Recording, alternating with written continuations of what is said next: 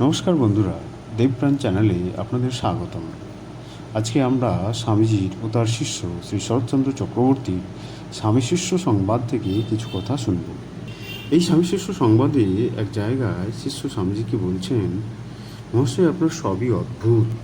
তখন স্বামীজি বলছেন, অদ্ভুত বলে বিশেষ একটা কিছুই নেই, অজ্ঞানতাই অন্ধকার, তাতেই সব ঢেকে রেখে অদ্ভুত দেখায়।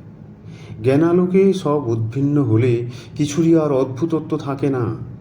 এমন যে অঘটন ঘটন পটিউসি মায়া, তাও লুকিয়ে যায়। যাকে জানলে সব জানা যায়, তাকে জান, তাঁর কথা ভাব। সেই আত্মা প্রত্যক্ষ হলে শাস্ত্রার্থ করমল কবোধ প্রত্যক্ষ হবে।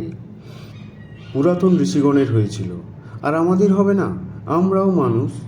একবার একজনের জীবনে যা হয়েছে, চেষ্টা করলে তা অবশ্যই আবার অন্যের জীবনেও সিদ্ধ হবে। History repeats itself.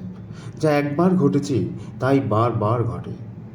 এই আত্মা সর্বভূতে সমান, কেবল প্রতিভূতে তার বিকাশের তারতম্য আছে মাত্র। এই আত্মার বিকাশ করবার চেষ্টা কর, দেখবি বুদ্ধি সব বিষয়ে প্রবেশ করবে। অনাত্মজ্ঞ পুরুষের বুদ্ধি একদেশদর্শিনী, আত্মজ্ঞ পুরুষের বুদ্ধি সর্বগ্রাসিনী। আত্মার প্রকাশ হলে দেখবি দর্শন বিজ্ঞান সব আয়ত্ত হয়ে যাবে। সিংহ গর্জনে আত্মার মহিমা ঘোষণা কর, জীবকে অভয় দিয়ে বল, উত্তিষ্ঠত জাগ্রত প্রাপ্য বরান নিবোধত। Rise, awake and stop not till the goal is reached. ওঠো, জাগো, লক্ষ্যে না পৌঁছানো পর্যন্ত থামিও না।